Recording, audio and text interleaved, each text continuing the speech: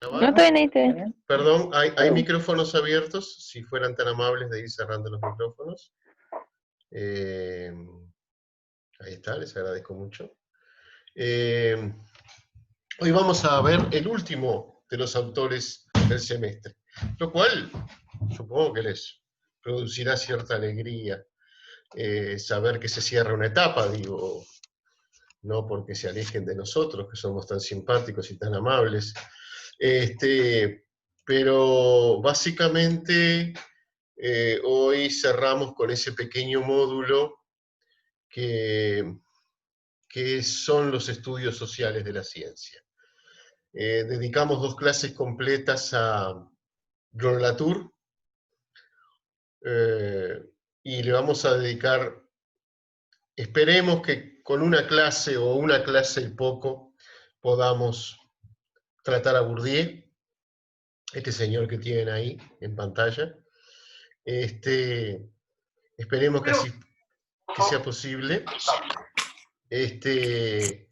Y digo por qué, porque en realidad tenemos 2 clases previstas, pero quizás la última de todas, que creo, si no me equivoco, voy a abrir el almanaque, pero creo, si no me equivoco, perdón, hay micrófonos abiertos, por favor, cerrar micrófonos. Hay micrófonos abiertos, por favor.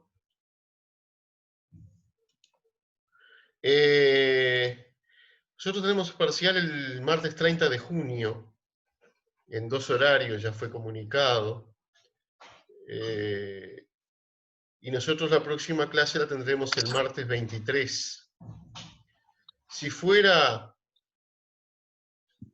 necesario, quizá podríamos habilitar el jueves 25 un espacio de preguntas, y si no, el propio 23, es decir, la clase próxima, podríamos dejar un espacio para consultas. Consultas de tipo formal, pero yo personalmente preferiría que fueran de tipo referidas a los contenidos. Pero bien, entremos directamente en tema porque así podemos ir avanzando. Yo a todos siempre les digo que tenemos en este autor, en Pierre Bourdieu, un excelente sociólogo, realmente quizás uno de los sociólogos más destacados de la segunda mitad del siglo XX, fallecido hace algunos pocos años. Ha escrito una obra muy interesante y también muy prolífica, desde joven hasta sus últimos momentos. Nosotros vamos a trabajar con un texto de él que se llama El campo científico, que está colgado en la página de Eva, nuestra. Es un texto que en realidad es del año 76, o sea que para los estándares actuales de lo que algunos consideran que es buena ciencia, yo no, es un texto viejo, pero es plenamente vigente. Lo que intenta hacer en este trabajo Pierre Bourdieu en el campo científico, publicado originalmente en francés, Pierre Bourdieu era un sociólogo francés, traducido al castellano tardíamente. Ustedes tienen colgada la versión que publicó Eudeva en un libro que se llama Ciencia, Política y Poder, o algo por el estilo. Políticos, Intelectuales y Poder, que es un compendio de artículos. Eudeva es la editorial universitaria de la Universidad de Buenos Aires. Y ahí hacen una traducción, la primera que yo conozco al menos al castellano, y de ahí está tomado el texto. Es un texto muy significativo de Bourdieu, pero no es un texto fácil de leer. Lo digo desde ya para que no se asusten cuando o ya se hayan enfrentado a él, ojalá, o vayan a hacerlo en los próximos días, sobre todo teniendo en cuenta la proximidad de la prueba evaluatoria del parcial. Es un texto que no está escrito difícil, no es que tenga circunloquios y palabras raras, como suelen hacer muchos franceses, sino que la propia temática que trabaja Bourdieu es una temática compleja. Es tratar de entender qué es esa cosa llamada ciencia, pero ya no desde una perspectiva netamente epistemológica, sino desde una perspectiva que, sin perder de vista lo epistemológico, incorpora de manera decisiva el aspecto sociológico, es decir, el tratamiento de la comunidad científica como tal. Entre los autores que nosotros vimos, hubo uno que lo hizo muy especialmente, que fue Thomas Kuhn, cuando introdujo la noción de paradigma y de comunidad científica. Pero Kuhn, por lo menos a mi juicio, quedó un poco corto, o por lo menos no fue mucho más allá de definir la comunidad científica o caracterizarla como el conjunto de los científicos. Es decir, desatendió, no creo que por negligencia, sino porque nadie puede dedicarse a todo, desatendió los vínculos de esa comunidad con el sistema político, social, económico, financiero en su conjunto. Y se dedicó, ustedes bien lo saben, a trabajar al interior de la comunidad. Bourdieu va a intentar trabajar los dos aspectos. Va a intentar vincular las comunidades científicas en un contexto mayor, como es obvio, ya lo vimos en Latour, es decir, nuestro anterior autor, y a su vez va a trabajar el punto de vista epistemológico, es decir, cómo esas comunidades en sus relaciones sociales que se van entretejiendo, van generando determinadas estructuras que van, digamos, marcando una inercia, una dinámica propia en el desarrollo científico. En este sentido, a mí Bourdieu me parece un autor muy completo y muy interesante de leer. Y yo lo recomiendo vivamente. En este trabajo y otros tantos que ha publicado, pero que nosotros, para el curso y obviamente para la evaluación del curso, nos atendremos a este texto en particular. Yo les decía que no es un autor fácil de leer, porque la temática misma que trabaja es una temática compleja. Es muy difícil cuando uno aborda temáticas complejas, donde hay muchas variables involucradas, muchos agentes, actores, un sistema dinámico con muchos nodos, ¿verdad? Es muy difícil ser sencillo. O sea, uno tiene que involucrarlos a todos en una madeja, en un tejido que obviamente complejiza el propio discurso. Entonces, mi propósito aquí con ustedes es, obviamente, hablar de Bourdieu y a través de una serie de citas textuales que yo transcribo en las diversas diapositivas, ayudarles, colaborar con ustedes, ya sea para la comprensión, para los que han leído, o para la comprensión de lo que los van a leer. Y sugiero vivamente que lo lean, y que lo lean tranquilos. No es tampoco un cuco, no es leer en mandarín antiguo, ¿verdad? Hay que leer tranquilo. Esa leidita rápida entre que me hago el té y me visto y termino de bañarme y secarme el pelo, yo creo que con Bourdieu, como con casi nadie, pero en este caso particularmente con Bourdieu, no da mucho resultado. Entonces es tiempo perdido, y muy poco aprovechado. Entonces pasemos rápidamente a trabajar con él. Yo lo que voy a tratar de hacer, como les decía, es agarrar citas textuales, leerlas con ustedes e ir analizándolas. Y si fuera menester, si fuera necesario, como en algunas sé que va a ser necesario, traducirlas, o más que traducirlas, bajarlas a tierra.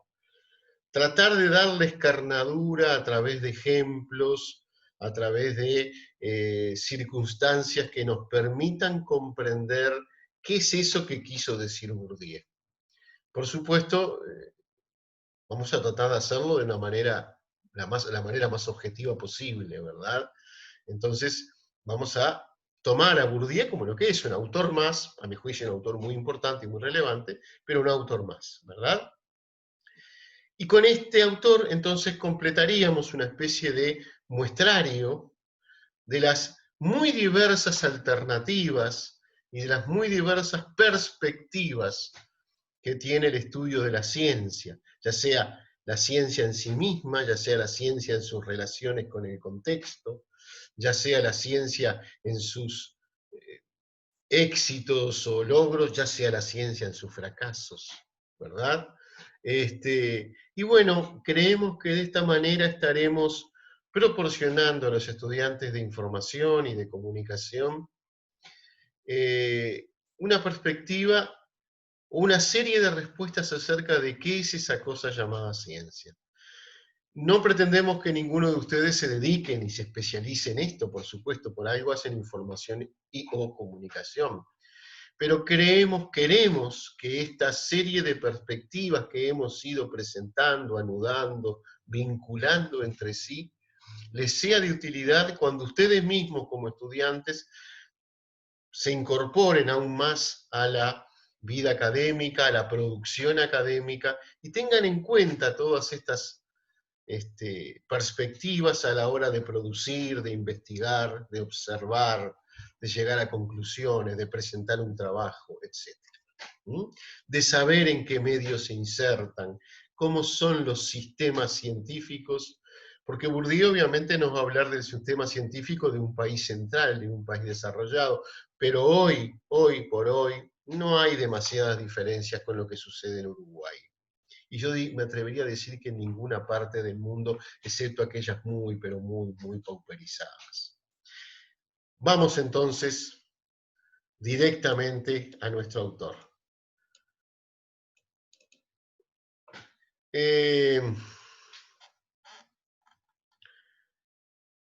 Como les decía, acá está la cita textual, el libro del cual lo sacamos, Intelectuales, Política y Poder, yo creo que les decía otro nombre, pero no importa. Es de Eudeva, de fin de siglo, de 1999, pero el original es del 76. Y dice así: la sociología de las ciencias descansa sobre el postulado de que la verdad del producto, la verdad científica, es decir, el producto de las comunidades científicas, reside en una especie particular de condiciones de producción. Todas las comunidades producen cosas. La comunidad artística, la comunidad de comunicadores, la comunidad de zapateros, la comunidad de médicos, etcétera, etcétera, producen cosas. La comunidad científica produce lo que Bourdieu llama verdad científica, que veremos más adelante no es la verdad, es verdades científicas, verdades provisorias, tentativas, ¿verdad? Y esa verdad científica que produce con minúscula, ¿no? Sin mucha aspiración, o por lo menos con la moderada aspiración de todo ser humano, reside en una especie particular de condiciones de producción. Es decir, en cómo la comunidad produce su producto, hay una peculiaridad, una particularidad que la diferencia de otras comunidades de producción. Y continúa, más precisamente en un estado determinado de la estructura y del funcionamiento del campo científico. El campo científico, que es la primera, digamos, el primer concepto que trabaja Bourdieu, el concepto de campo, aquello que abarca, ¿verdad?, o que contiene una comunidad en acción.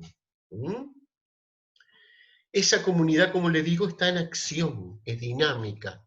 Entonces, la estructura y el funcionamiento del campo científico también tienen su dinámica. ¿Qué quiere decir? Que históricamente es variable y que por tanto, como históricamente es variable, en cada periodo histórico, algunas veces más lentamente, en otras más aceleradamente, el producto de esas comunidades es un producto peculiar y no necesariamente igual a lo que produce la comunidad científica en el 1600, en el 1700, en el 1900 o en el 2020. Porque justamente hay una dinámica en los campos sociales, y el campo científico es un campo social. Entonces continúa, y sigan la flechita que yo pongo, el universo puro de la ciencia más pura es un campo social como cualquier otro, como el campo de los deportistas, como el campo de los cocineros, como el campo de los locutores, como el campo de los médicos o de los ingenieros o de lo que ustedes quieran. Es un campo social. Es un campo donde individuos, personas, interactúan, alternan, producen cosas, y esa producción son producciones frecuentemente colectivas, es decir, son producto de negociación, de discusión, de puesta en común, de álgidas discusiones, de consensos, de rechazo, de refutaciones. Y eso pasa en todos los campos, no solamente en el campo científico. Pasa en el boliche de la esquina, entre los 4 o 5 que sostienen el mostrador y que están discutiendo acerca de si la jubilación alcanza o no alcanza. Bueno, en general no alcanza, pero supongamos que discuten eso. Es decir, que están discutiendo, o sea, ahí hay un desacuerdo que se va tramitando y luego se convertirá en un acuerdo o permanecerá como tal. Pero ahí hay una dinámica social, ¿verdad? Entonces dice, el universo puro de la ciencia más pura es un campo social como cualquier otro. Con sus relaciones de fuerza, hay algunos que son más poderosos que otros, y esto ténganlo bien presente porque esto lo vamos a trabajar muy especialmente, o sea, Bourdieu lo va a trabajar muy especialmente, sus relaciones de fuerza y sus monopolios. Es decir, hay gentes o hay grupos que monopolizan la palabra, la verdad y el derecho a decir la verdad. O que se arrogan el derecho de ser los únicos que pueden hablar con propiedad de algo. ¿Mm? Eso es el monopolio de la verdad. Y continúa, sus luchas y sus estrategias, sus intereses y sus beneficios. Y esto pasa en cualquier campo social. En cualquier, desde el club de barrio hasta la ONU. Esto pasa en cualquier campo social. Lo que nos dice Bourdieu es que esto mismo que pasa en todos lados, en el campo científico, estos invariantes, es decir, estas luchas, estas dinámicas, estas relaciones de fuerza, estas invariantes, ¿qué quiere decir invariantes? Que no varían porque son propias de todos los grupos y los campos sociales, en el campo científico revisten formas específicas. Es decir, las luchas adquieren un significado especial, o se lucha de determinada manera y no de otra, se discute de determinada manera y no de otra. Es decir, por ejemplo, en el campo científico, los problemas no se dirimen a balazos. ¿Mm? En cambio, quizás en el club de la esquina, sí. Ambas son formas de dirimir un problema, pero cada una tiene sus peculiaridades. Yo no estoy diciendo que una sea buena y otra sea mala. En el club de la esquina quizás la conversación sea verbal, cara a cara. En el campo científico el cara a cara es más raro, y en cambio las conversaciones, la interacción se da a través de publicaciones que son refutadas, contestadas, criticadas por otros colegas, etcétera, etcétera, etcétera. Es decir, todas estas invariantes que son propias de cualquier campo científico, en el campo científico, perdón, que son propias de cualquier campo social, en el campo científico revisten formas específicas. Y sobre eso, obviamente, es sobre lo que nos va a hablar Pierre Bourdieu.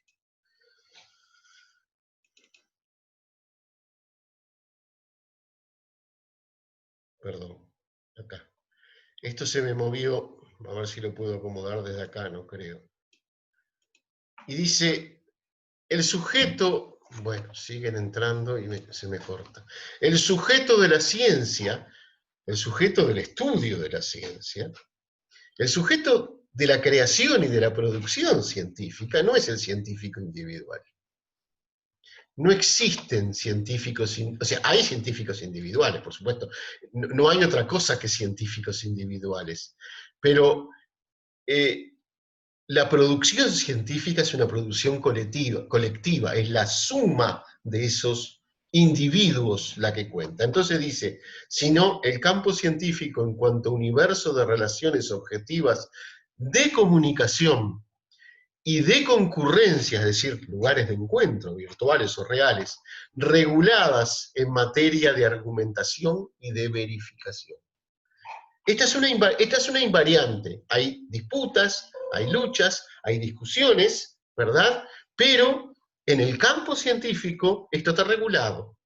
Yo puedo disentir con un colega, pero vuelvo a repetir, ese disenso muy frecuentemente, quizás haya excepciones, claro está, no lo dirimo a las piñas, lo dirimo con críticas, a veces más mordaces, a menos mordaces, ¿verdad? Incluso con álgidas discusiones. Y el peso del argumento, el peso de poder verificar aquello que yo argumento, es decisivo en el campo científico. En cambio, en otros campos quizás la forma de ganar una disputa, llamémosle así, es distinta. No necesariamente el peso de la argumentación o el peso de argumentos verificables tenga un poder semejante. Entonces continúa Bourdieu. Los científicos, esto es de otro libro, este es del oficio del científico, pero no importa, nos va a ayudar a comprender, ¿verdad?, el texto que tenemos que comprender.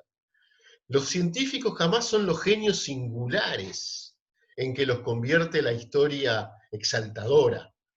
La historia que, por ejemplo, podría usar un Popper o algún positivista lógico.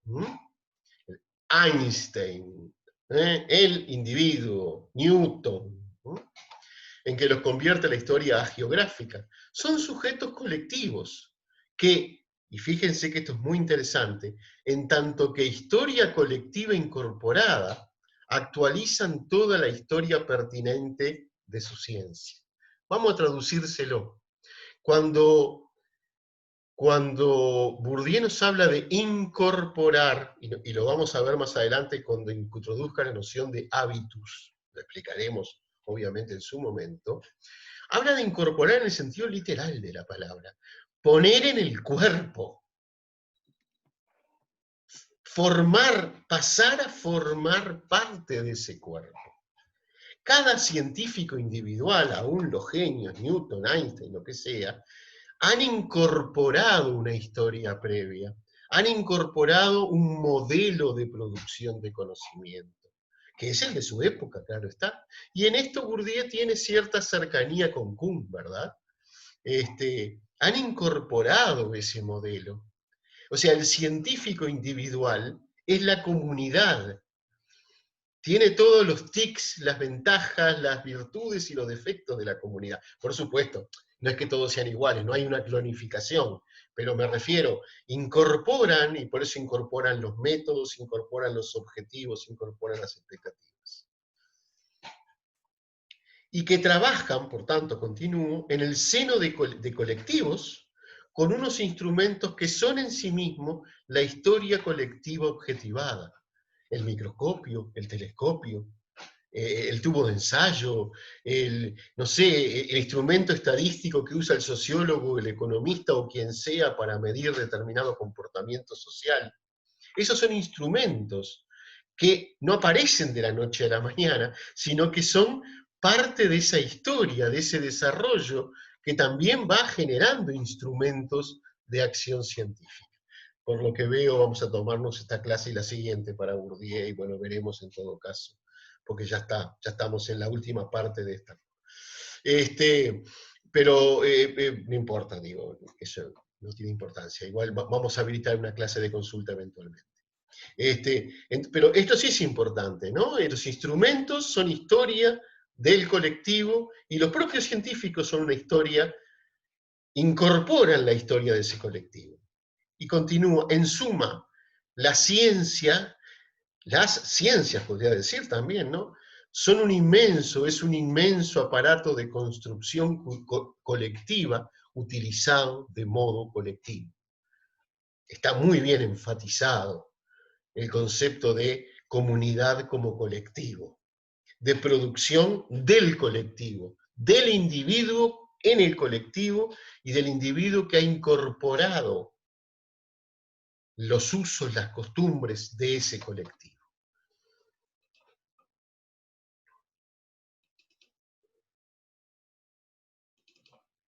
Entonces, ahora sí, volvemos al texto original, al campo científico, y vamos con el primer concepto, claro. Campo científico, el concepto de campo científico. El campo científico como espacio objetivo, es un espacio que uno puede percibir, no es tangible, pero lo puede percibir, de un juego, de una interacción, un juego muy serio, claro está, una interacción entre sujetos, donde se encuentran comprometidas apuestas científicas. Y por tanto se desprende que es en vano distinguir entre determinaciones propiamente científicas y determinaciones propiamente sociales. Y esto es un poco lo que decía Latour. En ese juego de interacción que los científicos tienen entre sí, discutiendo, proponiendo, llevando adelante tácticas y estrategias diferentes, objetivos diferentes, tratando de imponer su punto de vista frente a sus colegas o sus hallazgos, mostrarlos, discutirlos, defenderlos. Hay ciencia, por supuesto que hay ciencia, pero también hay intereses sociales, hay prejuicios con los que carga el sujeto, intereses, ideas, objetivos, creencias. Entonces lo que nos dice Bourdieu, señores, dejemos de distinguir, dejemos de discutir estúpidamente entre ciencia pura y ciencia contaminada. Toda producción de conocimiento en un colectivo tiene, obviamente, las virtudes del colectivo y las desventajas del colectivo, pero no deja de ser un colectivo social. No dejan los individuos, y esto es casi obvio para decirlo, no dejan los individuos que participan en él de ser seres humanos, que a su vez son padres, hijos, hermanos, que tienen problemas de acá o de allá, o tienen, festejan éxitos, aplauden, yo qué sé, se angustian por los fracasos, etc. Es casi obvio decirlo, sin embargo, pasó tanto tiempo antes que lo dijeran. ¿Y por qué? Porque claro, esto es introducir un problema que nadie quería introducir. El científico es un ser humano. Y por supuesto, en sus producciones se va a traslucir su humanidad, que incluye creencias, objetivos, frustraciones, expectativas, optimismos y pesimismos. Parece muy obvio, pero costó mucho, porque claro, justamente lo que se trataba era de que eso no apareciera, ¿verdad? Voy a abrir un poco más acá, si puedo. En el campo científico, continúa entonces Bourdieu, como en el campo de las relaciones de clase, esta es una parte especialmente compleja que voy a empezar a explicar ahora y posiblemente termine de explicar o continúe explicando cuando nos reconectemos. Y dice así, en el campo científico como en el campo de las relaciones de clases sociales, ¿no? Es decir, no existe instancia que legitime las instancias de legitimidad. Es decir, no hay nadie que esté por fuera de esas relaciones.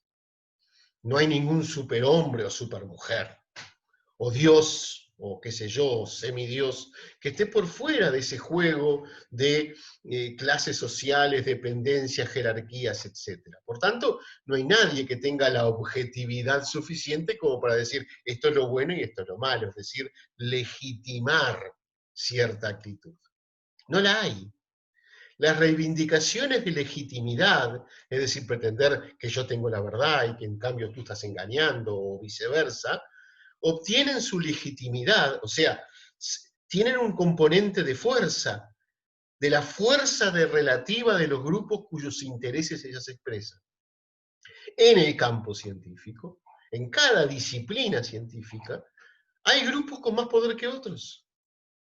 Un estudiante o un científico de comunicación de la Universidad de República, por supuesto que no tiene la misma legitimidad ni la misma fuerza que puede tener un estudiante de comunicación de Harvard o de Yale o qué sé yo, de Stanford, ¿verdad? ¿Por qué? Porque nuestra posición es subalterna. Entonces, cuando uno firma Universidad de la República, y bueno, sí, es mejor que firmar Club Social y Deportivo del Campito, sí, por supuesto que es mucho mejor. pero no es lo mismo que decir Universidad Autónoma de Barcelona, o Complutense de Madrid, o Stanford en California, por supuesto. Y no es casual esto, como veremos más adelante, también las instituciones se nutren, ¿verdad? Y adquieren su legitimidad justamente por los individuos que incorporan y por los logros que van generando en su historia. Yo le voy a contar después un ejemplo. En la medida en que la definición misma de los criterios de juicio y de los principios de jerarquización es el objeto de una lucha, nadie es buen juez, porque no hay juez que no sea juez y parte. Todos somos colegas y todos estamos... Ahí, Rafaela, por favor, apaga el micrófono. Todos somos parte de un mismo colectivo y, en definitiva, nadie en principio estaría autorizado, yo tengo la verdad o yo tengo la razón y tú no la tienes. Es decir, hay muchas razones, se puede argumentar, se puede verificar, se puede constatar, ¿verdad? Sin duda que se puede hacer todo eso, pero en última instancia va a tener un poquito más de fuerza, más de potencia, quien tiene ya un nombre y un prestigio ganados, y que además, o por otra parte, provenga de una institución con un nombre y un prestigio ganados, o mayor nombre y mayor prestigio que otras instituciones. Por eso se hacen los rankings de universidades, ¿verdad? Se hacen los rankings de universidades, que son rankings muy truchos en muchos de ellos, ¿verdad? Porque básicamente son rankings mercadotécnicos, ¿no? Es decir, como prácticamente todas las universidades del mundo, excepto la UDELAR y creo que la de Buenos Aires o alguna de Argentina, son gratuitas. Obviamente estar mejor rankeado significa que podés cobrar más. Pero ese poder cobrar más además tiene otro prestigio, también podés contratar a los mejores docentes, a los mejores investigadores, y por supuesto si contratás a la élite de la disciplina, obviamente tu producción va a ser superior de quien no la tiene, eso está claro, ¿no? No hace falta explicarlo demasiado. Esos son los campos de fuerza, las luchas por la jerarquía que se generan dentro del campo científico. Yo les voy a contar un ejemplo, pero cuando volvamos, dentro de 5 minutos, les voy a pedir por favor, según mi reloj, son casi 9 menos 25, yo les pediría por favor que 9 menos 20 son casi, perdón, según mi reloj, que un poco antes de 9 menos cuarto nos conectemos y sigamos, ¿no?, con la segunda parte de esto, avanzando. Pero les voy a contar un caso que nos involucra directamente como facultad, y que tiene que ver con esto que está diciendo Bourdieu acá. Para bajarlo a tierra, como les decía hace un ratito, ¿verdad? La propia creación de la Facultad de Información y Comunicación tuvo estos problemas y se vio involucrada en estas cuestiones. Así que nos vemos en 5 minutos, el tiempo como para hacer alguna cosa, y volvemos a reconectarnos. Nos vemos en un ratito entonces.